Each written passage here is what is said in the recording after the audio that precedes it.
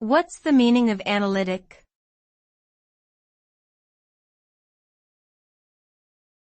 Analytic.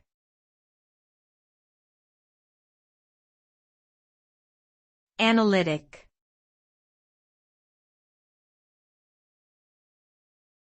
Analytic.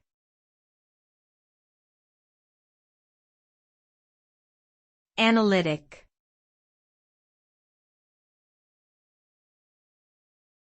Analytic.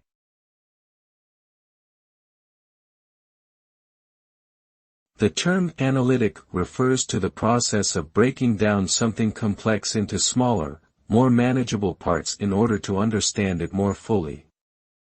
By examining the individual components of a system or concept, analysts are able to identify patterns, trends, and relationships that might not be immediately apparent. This approach is commonly used in fields such as science, mathematics, and business, as well as in everyday problem solving. Overall, an analytic approach helps individuals gain insights into the underlying mechanisms that govern complex systems, enabling them to make more informed decisions and predictions.